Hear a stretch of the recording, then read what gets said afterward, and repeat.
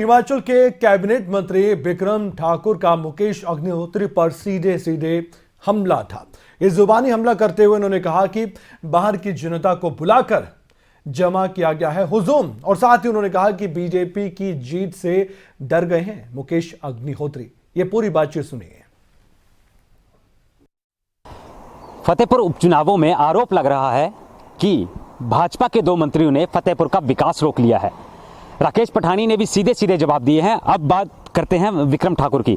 इस वक्त हमारे साथ मौजूद हैं विक्रम ठाकुर। इनसे जानेंगे कि आखिर आप पर आरोप लगाया गया कि आपके होते हुए यहाँ से एक कार्यालय जो है वो कहीं शिफ्ट हो जाता है और आप फतेहपुर का विकास रोक देते हैं, ऐसा है क्या? क्या कहेंगे इस पर? किसी कार्यालय का एक स्थान से दूसरे स्थान पे जाना विकास नहीं होता। विकास धरती पे देखा जाता है और पिछले 15 वर्षों से फतेहपुर की बागडोर कांग्रेस के हाथ में है और विकास का पैमाना और फतेहपुर की जनता बताएगी कि पिछले 15 वर्षों में फतेहपुर कहाँ खड़ा हुआ है।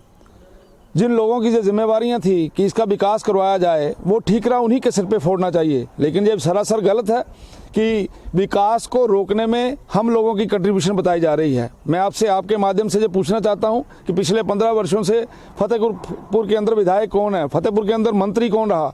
इसलिए जिस क्षेत्र के अंदर दो मंत्री रहे हों उस क्षेत्र के अंदर आज भी एक सिचुएशन बन रही है कि एक व्यक्ति आज से 15 साल पहले 20 साल पहले हमारे कृषि मंत्री थे और मंडी आज खुल रही है आदरणीय श्री जयराम ठाकुर जी के नेतृत्व में।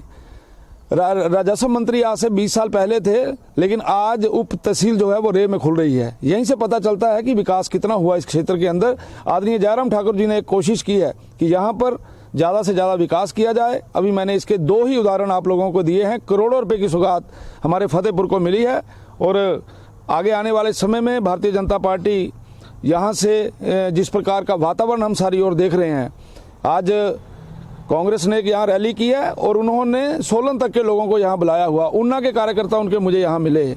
बाहर के लोग यहाँ वोट डालने नहीं आएंगे। फतेहपुर की आम जनता ने ये मान लिया है कि फतेहपुर का विकास सरकार के साथ चलकर होगा और बलदेव जी यहाँ के विधायक बनेंगे और निश्चित तौर से विकास आगे बढ़ेगा। ठाकुर साहब, एक और सवाल विप्लव ठाकुर ने उठाया है। आशा कुमारी ने कहा है कि जो कड़वे तेल का तड़का है वो भाजपा को ताउम्र नहीं भूलेगा और महंगाई पर आज सरकार की लगाम नहीं है। महंगाई चरम सीमा पर है, महिलाओं पर मार पड़ रही है और गरीब जनता पर मार पड़ रही है। इस पर क्या कहेंगे? ये जो महंगाई का विषय है, क्या ये आज आया है? उनको वो समय भूल गया जिस समय लोगों ने 1200 रुपये का सिलेंडर लिया। उनको वो समय भूल गया जिस समय बहुत महंगी दालें होती थी, बहुत महंगी जो है वो आपका तेल होता था।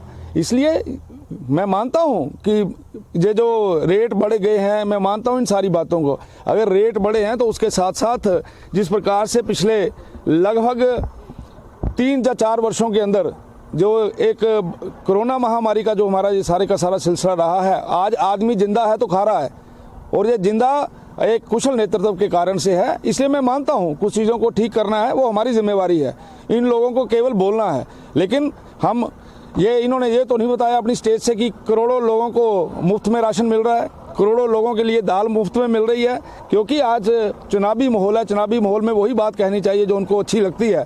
लेकिन ये चुनाव हिमाचल प्रदेश की जनता, फतेहपुर की जनता ये सुनिश्चित करेगी कि उनको ये चीज़ें जो वो बोल रहे हैं ठीक लग रही हैं या नहीं लग रही हैं। बिल्कुल, ये थे हमारे साथ विक्रम ठाकुर मंत्री, जिन्होंने साफ तौर पर कह दिया है कि जो कांग्रेस बयानबाजी कर रही है क्या उनके ताज्जुब ये सही है या गलत है। तो सवालों के जवाब हमें मिल चुके हैं, दोनों ही पक्षों को हमने सुन लिया है। फिलहाल अब देखना ये होगा कि जीत का दावा दोनों पार्टियां कर रही हैं। 30 तारीख को चुनाव है और 2 तारीख को नतीजे सामने आ जाएंगे। फतेहपुर से कैमरामैन राहुल के साथ मनोज धीमान, खबरें अभी तक।